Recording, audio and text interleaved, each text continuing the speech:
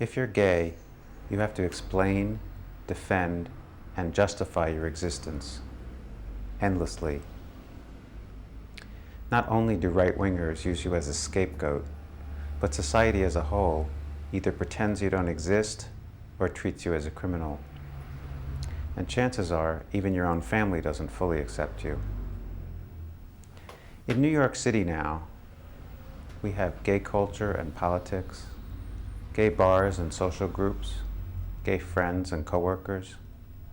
But even here, it seems like all we ever talk about is being gay. It's like a full-time job, but you don't get paid, and you never get a day off. Well, I quit. I leave gay life behind and follow my French lover to Marseille.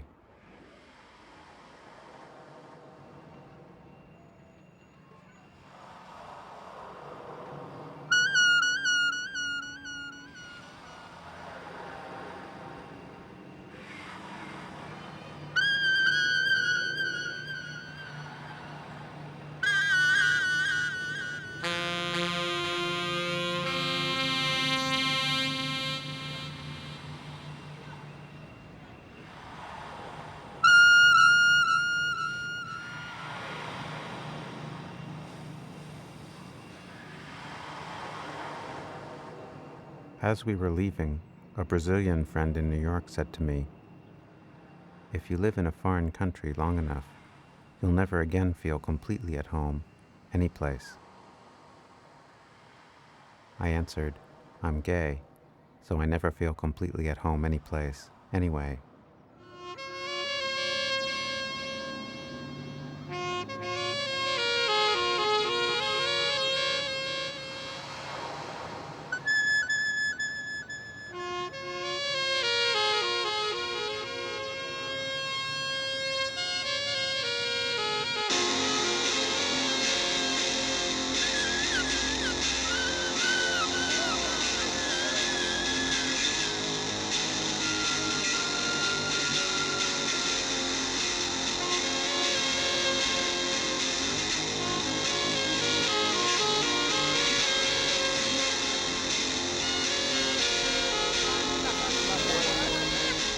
They call New York the city that never sleeps. I call Marseille the city that never wakes up. Everything always seems to be closed here, inaccessible, invisible.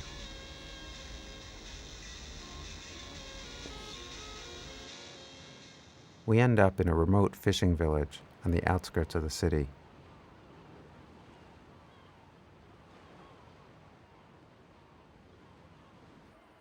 The people here probably haven't seen an American since World War II. They've certainly never seen two men living together. But they leave us alone, free at last.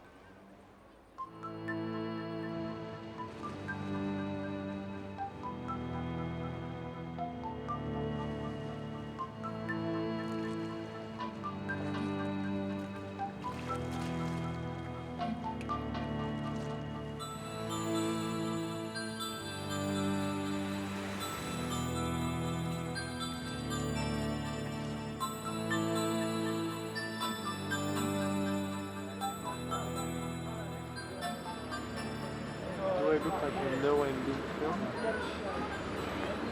You're a bad actor, actually. Sale.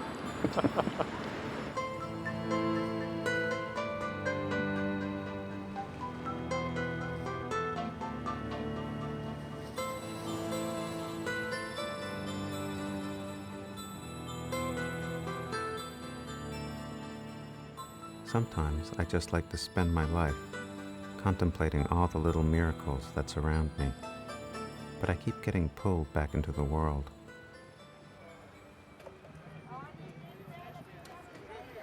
Marseille seems like it lives in another time. This market has probably been here for 1,000 years.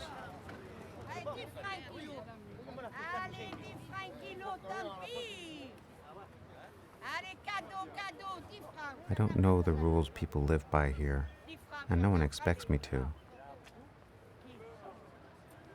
But I'm not on vacation. This is my life.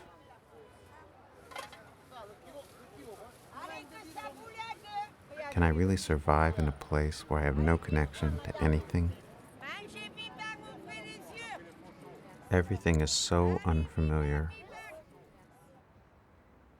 Well, almost everything.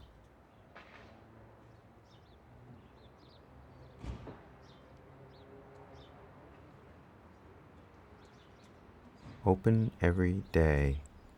Ah.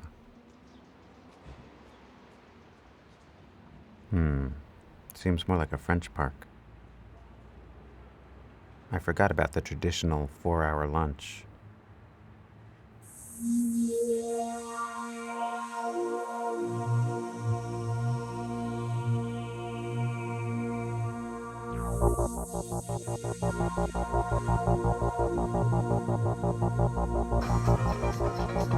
All that's missing is one of those distorted mirrors.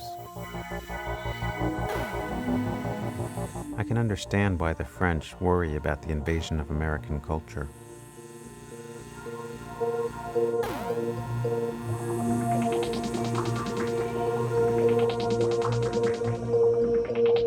And I thought total alienation would be liberating.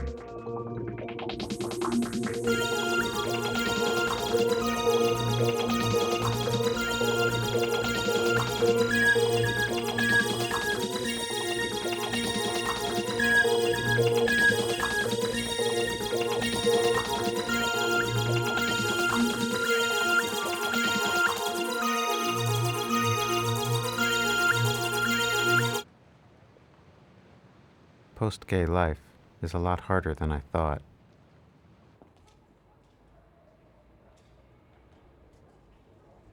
Jean-Francois goes off to work every day.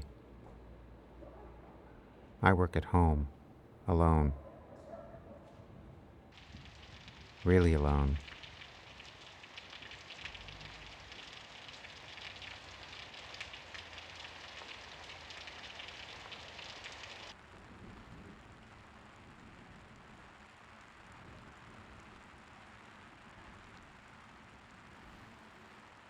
Being gay defined me for so long that I really don't know how else to be in the world.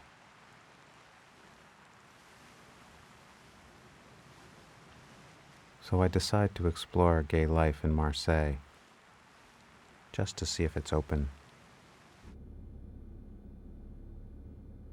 One obvious place is this dead-end street. I can't understand how this works. People just drive up and down the same street, over and over. They don't stop. They don't get out of their cars. Well, when in Rome.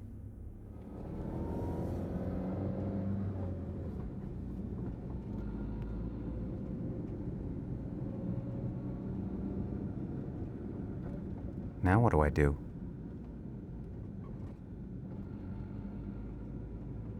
I have no idea what's really going on here. I'm getting tired of being a tourist. I decide to interview some gay activists. One refuses because she works for the city and she's afraid she'll be too critical of local politicians, not because she's gay. Another refuses because his organization gets too much publicity and makes the other groups jealous. Another refuses because he's a teacher and a pedophilia scandal has created a climate of suspicion in the schools. The president of one group hasn't told his family he's gay.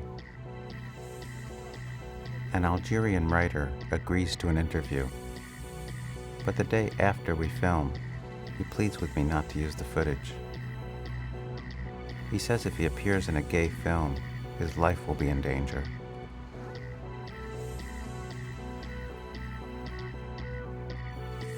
But all these people are militant gay activists. How can you be an activist and in the closet at the same time? Je pense que y en a qui arrivent à cumuler les deux. Un côté être dans le placard et un côté être militant. Parce qu'être militant, ça peut être un militant juste dans le noyau de la communauté homosexuelle.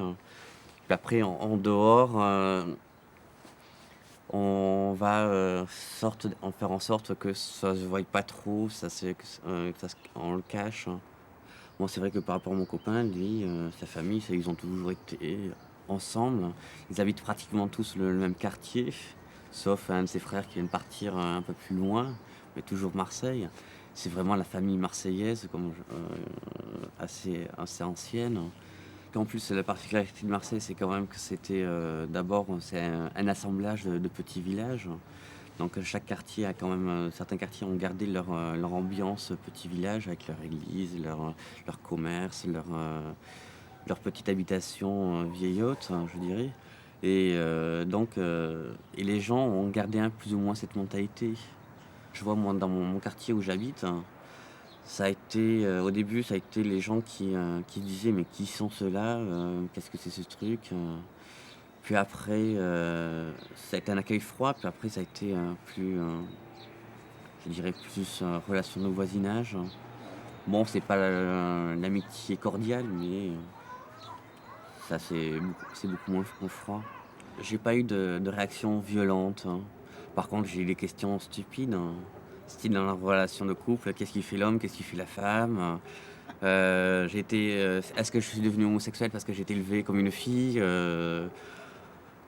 Mais bon, je leur envoie leurs questions en disant et vous avez été élevé comment, vous avec votre femme, vous faites comment, qu'est-ce qui fait l'homme, qu'est-ce qui fait la femme. Il faut répondre. Alors qu'à Paris, on dit ne dis rien. Ne dis rien, tu continues, tu fais comme si... à Marseille, non, il ne faut pas faire comme si. Le mot ici, c'est, on se retourne, tu me cherches. Moi, je me souviens, c'est ce qui m'a choqué quand je suis arrivé au début dans cette ville. Tu rentres quelque part, tu t'assois. Tout le monde t'a vu, hein. Ah, parce que alors là, on te regarde de la tête aux pieds. Imagine, tu rentres dans un bar. On te regarde de la tête aux pieds, tout le monde s'arrête, regarde, se remet. Mais personne ne vient te servir. Et là, il ne faut pas le prendre mal. Il faut être très, très à l'aise avec soi-même. Il ne faut pas commencer à devenir parano, parce qu'on le serait vite. Ben non, c'est comme ça, il faut attendre. Puis alors, il y a le serveur qui passe, en sifflotant, il repasse, et il dit un petit mot, et puis voilà, il ne sait toujours pas qu'est-ce qu'on veut boire, mais c'est normal. Voilà, ça, c'est normal. Dans un restaurant, c'est pareil. Tu choisis de manger ça, on vient, on te dit, ben non, il n'y en a pas. C'est vrai que quand tu vis à Marseille, tu as l'impression d'une ville qui est sinistrée, qui est un peu abandonnée par rapport à Paris. Tout se passe à Paris, rien ne se passe à Marseille. Et je crois que les Marseillais en souffrent énormément de ça. Parce qu'en plus, ils sont très fiers de leur ville. Ils aiment beaucoup tout ce qui se passe ici. Et c'est vrai que c'est vraiment... Marseille est laissée à elle-même. Donc je comprends aussi qu'ils aient une sorte de revanche, une sorte à vouloir envers Paris. Mais il y a une rivalité énorme entre Paris et Marseille, qui vient des deux d'ailleurs, hein. Paris, les Parisiens qui arrivent ici en conquérant et les Marseillais en complexés. C'est pour ça que les Marseillais étaient tellement fiers quand Marseille est arrivé. Je crois que c'est la Coupe d'Europe. Parce que tout d'un coup, Marseille existait aux yeux du monde entier. Parce qu'en ce moment, en fait, il n'y a rien d'autre que le foot pour que Marseille existe.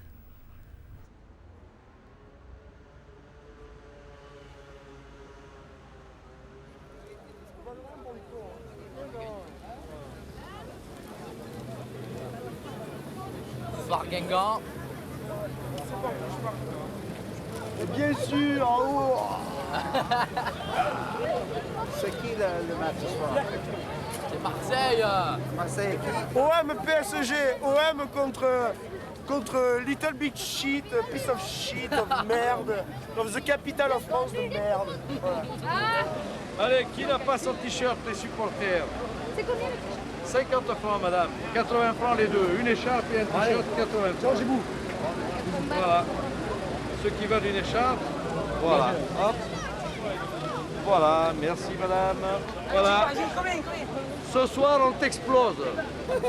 Ah putain, putain.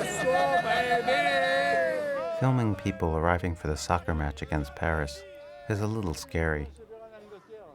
It's like being in enemy territory. I want to film as quickly as possible and get the hell out of here. Pas de problème. Pour les OM. But then the whole city, or at least the men, have turned out for the match. And they're all having such a good time. Allez, l'OM! I'm starting to have a good time too. I wish I had tickets.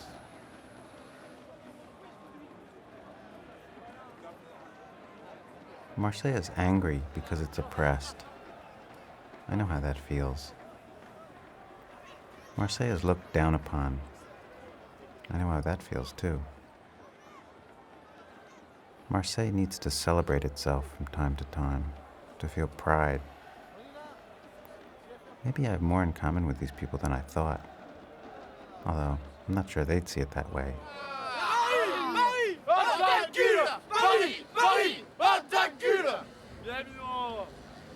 Marseille, ça a été la première ville fondée en Gaule il y a 2600 ans. Donc on est très fiers puisqu'on est la plus vieille ville. Et elle a été fondée par une colonie grecque.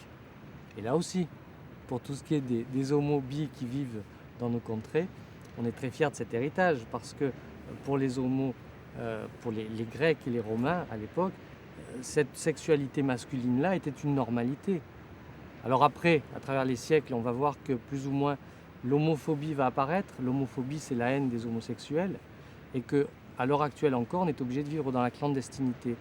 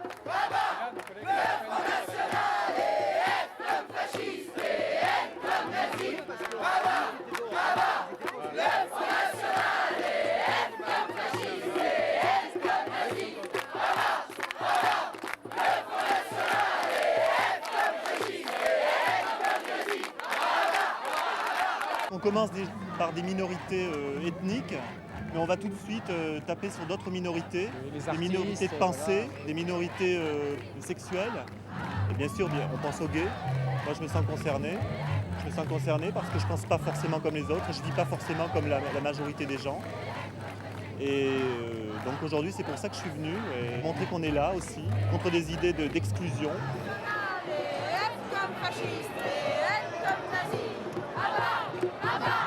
Le Front National et F comme fasciste et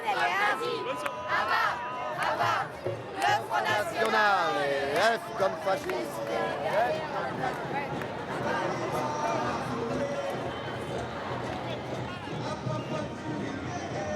Si quelqu'un attaque maintenant m'attaquer sur la gaietude, dire les gays sont des folles, comme ça, là je remets en place. Je n'ai pas honte. Parce que j'estime qu'on est gay quand même 24 heures sur 24 heures. Hein. Je peux me targuer que je suis marseillais pratiquement 100%. C'est ma ville, c'est là où je suis né, c'est là où j'ai mes amis, mes parents. Ça fait pas mal de générations, ma famille est établie, on est très proches. En réalité, il n'y en a que 4 qui savent vraiment que je suis gay. Bon, ils me disent on n'est pas trop d'accord avec toi, mais enfin, c'est ta vie, après tout, hein, c'est comme ça. Hein. Et il y en a un, quand je lui ai dit, il m'a dit, mais Marcel, je le savais. Il m'a dit, le jour où Mitterrand a été élu et que Jospin a parlé, tu as dit, ah, qu'il est beau. Et ça m'a mis sur la voie, ça a été... Je suis resté bête.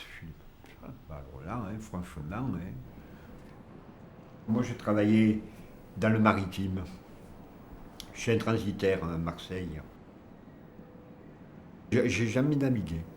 J'ai navigué peut-être dans ma tête, ça oui, mais en réalité, jamais. Tu sais, tous les gays de Nord imaginent les ports de Marseille comme un lieu de drague où tous les marins sont disponibles et tout ça. Ah, ça serait bien. Ça serait magnifique, ça serait magnifique. Mais dans sur quai, il y a beaucoup plus de machos que de gays. Enfin, ce que j'ai vu, moi... Bon, le seul contact que j'avais, c'était guépier.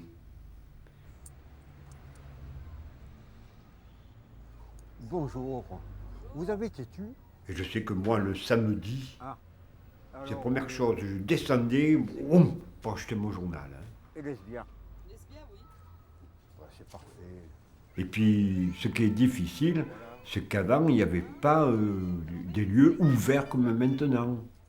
Tenez, voilà. Je crois que j'ai la pointe. Je pense que maintenant, quelqu'un qui a des difficultés, premièrement, il a un stock de numéros à sa disposition pour discuter.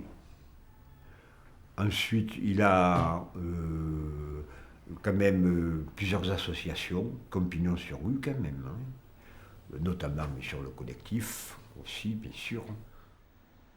Si j'avais connu ça, moi, de mon temps, hein, peut-être j'aurais pas tant tardé que ça.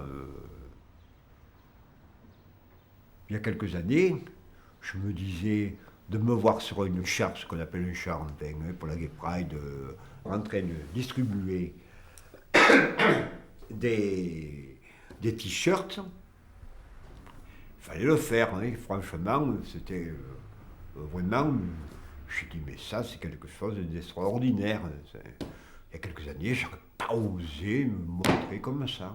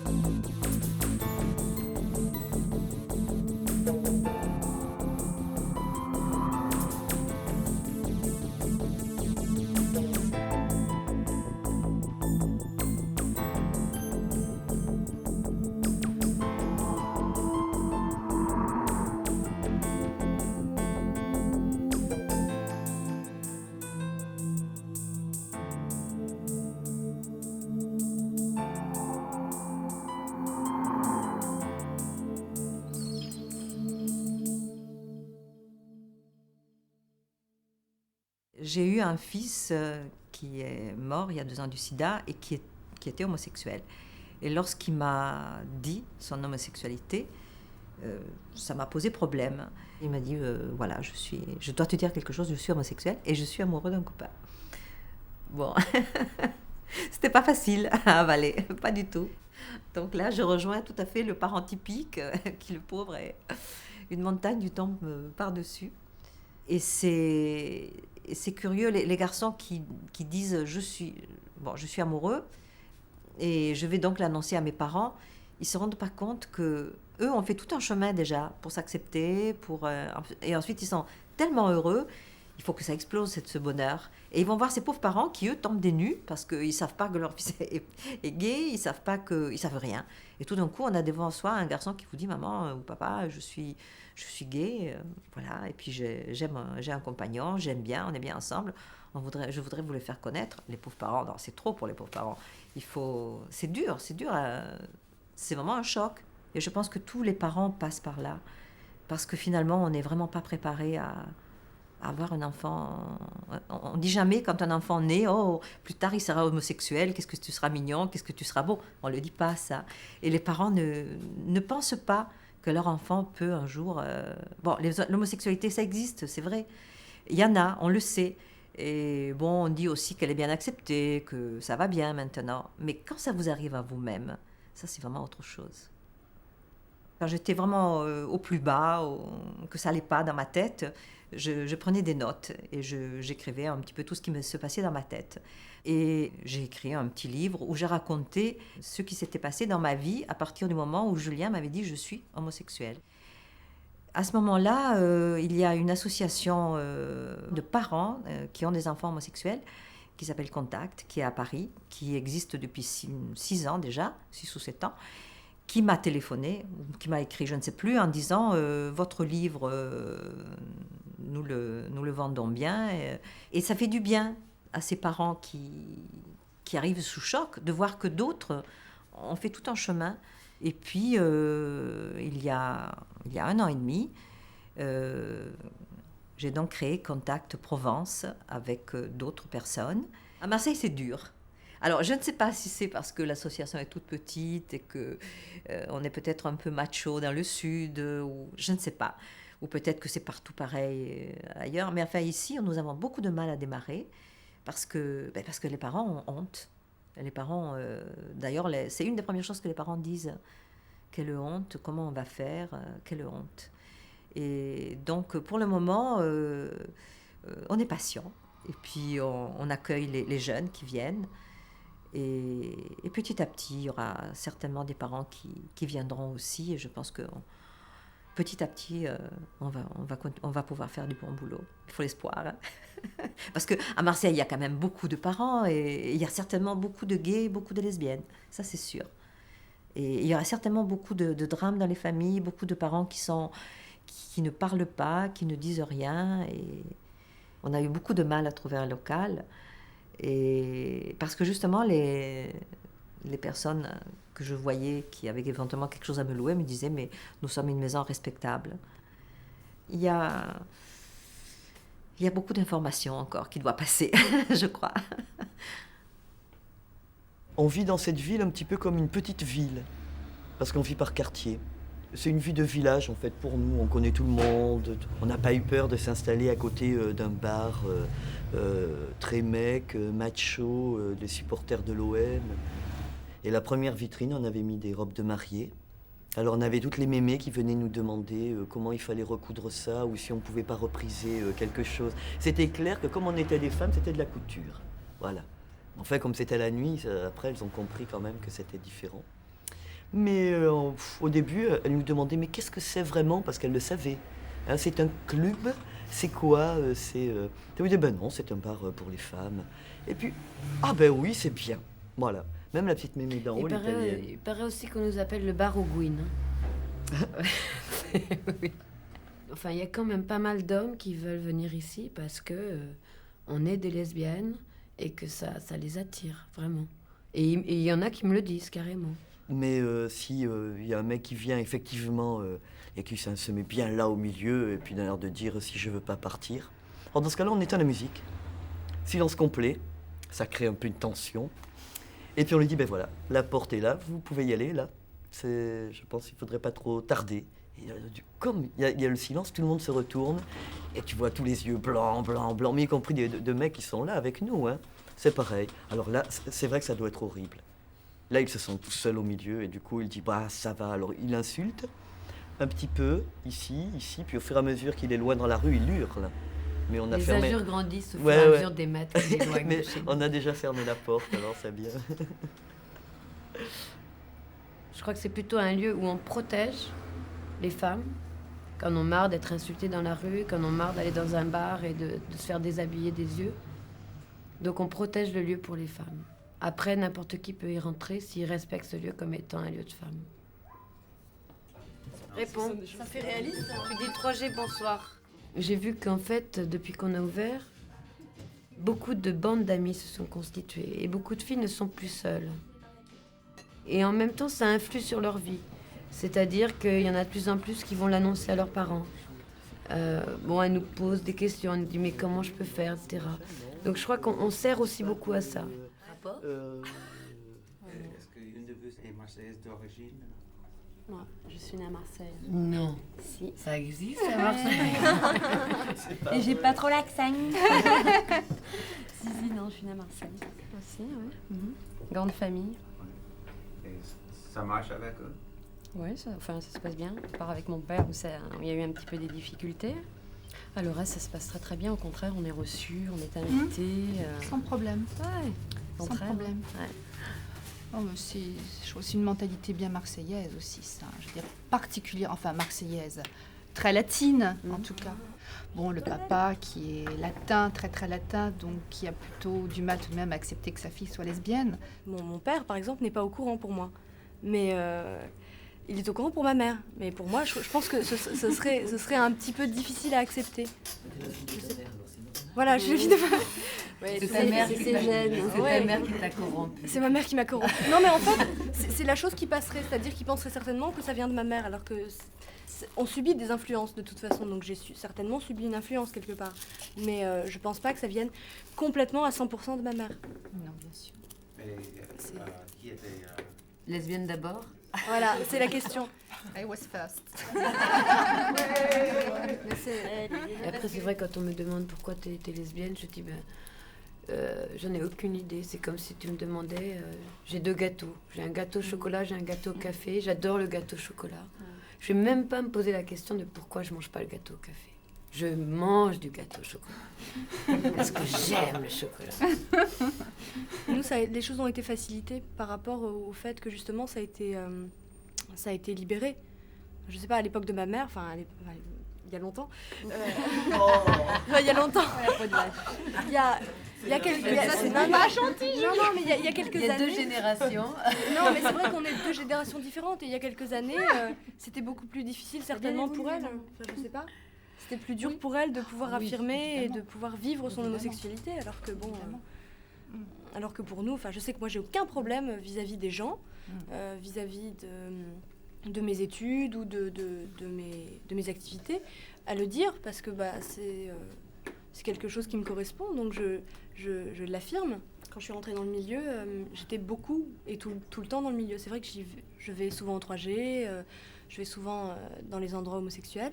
Mais parallèlement à ça, j'ai une vie qui n'est pas complètement axée sur le milieu lesbien. C'est-à-dire que je vois des gens qui sont hétérosexuels, je vais voir des spectacles, je fais des activités qui sont complètement...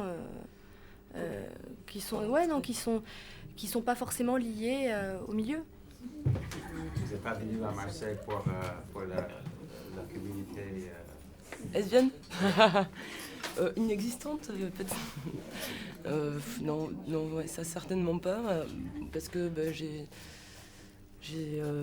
et des activités et même des loisirs, des moments d'intimité avec des gens qui sont hétéros ou bisexuels et homosexuels, mais pas essentiellement. Je fais les rencontres au quotidien et puis j'accroche avec les personnes ou pas. Au point de vue amoureux, évidemment, je vais accrocher sur les femmes puisque j'aime les femmes, mais ça va se passer dans dans un cadre ou dans un autre, pas forcément dans un cadre où il y a des homosexuels essentiellement, quoi. Je sais pas. D'ailleurs, la plupart du temps, ça s'est passé hors cadre, out. Et puis bon, on s'est retrouvés dans ces soirées-là aussi parce que c'est plaisant, quoi, parce qu'il y a autre chose qui se passe, parce que c'est plus qu'accepté, et voilà, c'est agréable. Mais j'avais pas besoin de ça au départ pour me sentir chez moi, quoi, à Marseille.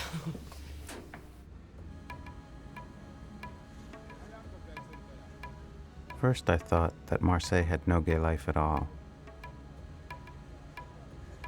Then, it seemed like New York 20 years ago.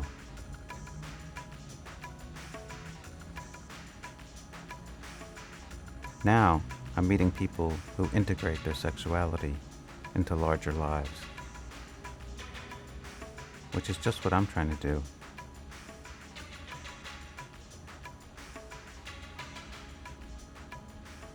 Before, it seemed like Marseille lived in another time. Now, I'd say it lives in many different times at once.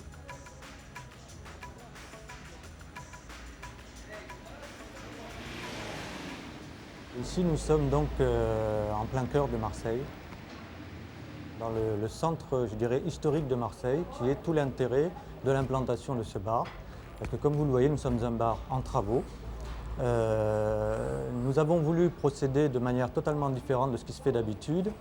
Pas question de verre fumé, ni de rideau, ni de Judas derrière lequel on regarde si vous avez une bonne mine. Notre accès sur la rue sera tout à fait banal. C'est s'implanter dans le tissu urbain comme tout un chacun, comme les deux bars qui nous encadrent. Il y en a un à 50 mètres d'un côté, puis un autre de l'autre côté. On sera comme tous les autres bars. D'ailleurs, ce bar a une longue histoire puisqu'il existe. Il a été créé pendant l'entre-deux-guerres. Et donc nous avons tenu à conserver ce caractère de bar de quartier, où même un certain nombre de gens du quartier viennent prendre leur consommation quand il fonctionne, bien sûr. Je veux dire, c'est des relations de voisinage. L'épicier d'à côté, on a un compte chez lui, on lui achète, quand on a besoin de dépannage, des citrons, des bananes ou des ananas. Aucun problème, absolument aucun problème. Ils viennent ici chez vous acheter des trucs, non? Bien entendu, c'est des clients. Je les ai connus l'année dernière, donc ils viennent, ils nous achètent ce qu'ils ont besoin. C'est des clients comme les autres. Hein. Et puis c'est des voisins, donc on a toujours le respect du voisinage. L'important, c'est qu'on est ouvert sur la ville, c'est que ici les gens savent, tout le quartier le sait, c'est les homosexuels qui tiennent le bar.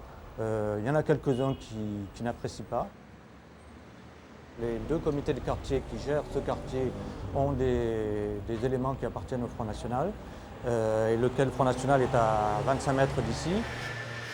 Donc on nous a prévenu que les comités d'intérêt de quartier, quand la belle saison viendrait, feraient pression pour nous faire supprimer la terrasse, parce que ça fait très très mauvais genre dans le quartier de voir des personnes du même sexe avoir des élans de tendresse, mais comment ne pas en avoir quand on est là, qu'on est bien dans notre peau, là au soleil. Bon, c'est sûr que, mais bon, je pense qu'ils n'auront pas gain de cause parce qu'à ma connaissance, aucune loi interdit en France à deux personnes de s'embrasser.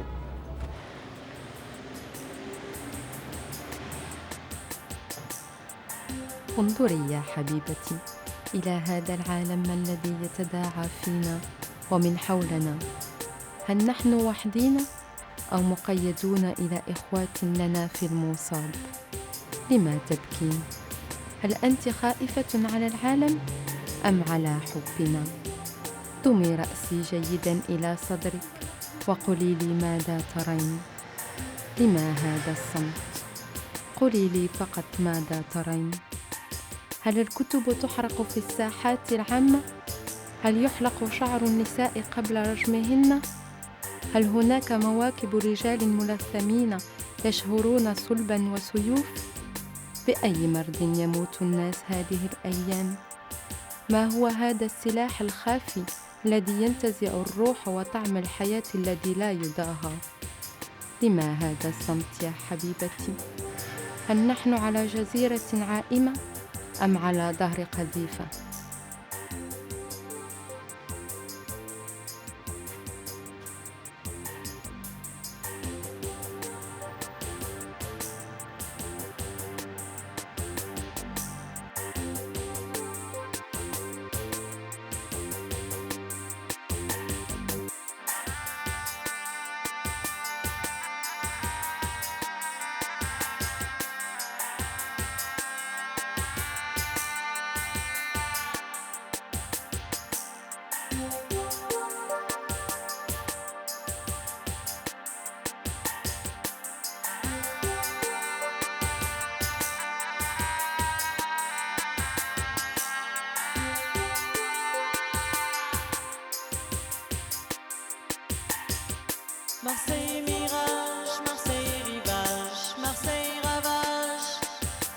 Marseille marécage.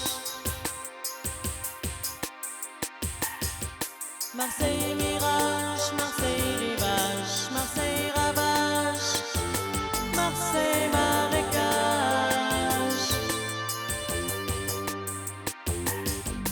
Marseille tes filles tombent sous le soleil, cruelle dérision, liberté pacotille.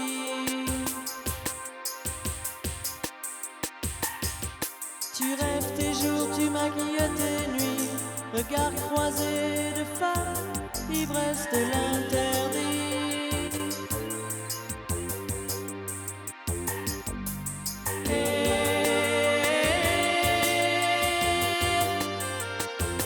Marseille marécage.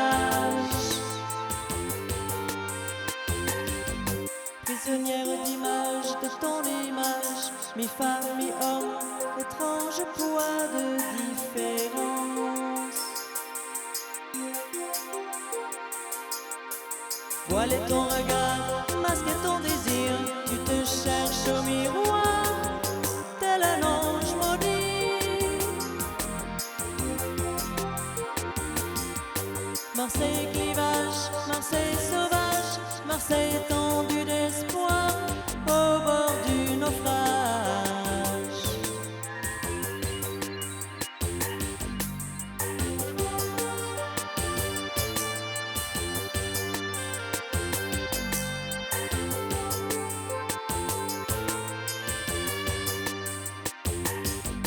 Les Amazones lentement se découvrent, savourent leurs outrages entre chêne et louve. La nuit s'habille en travesti, éclat noirci, reflet de tes nuits cinéma.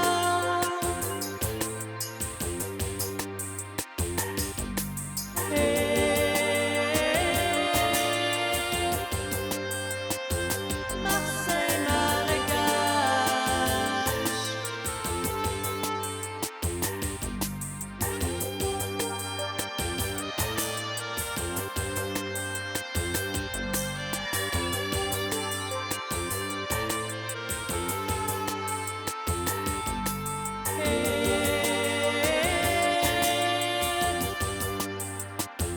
Marseille marécage.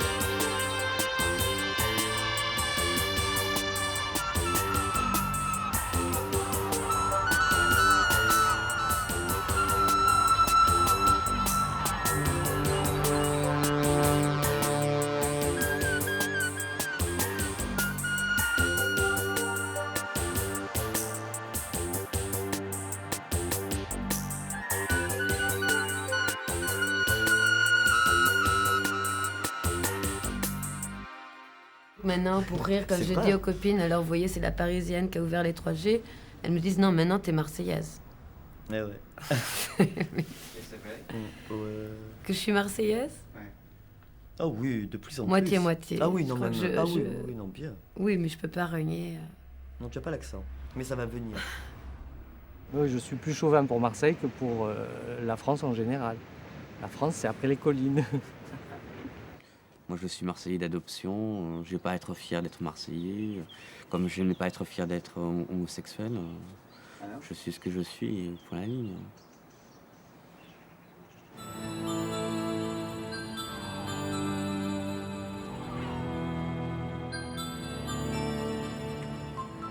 Well, after 8 years in Marseille, it's time to move on.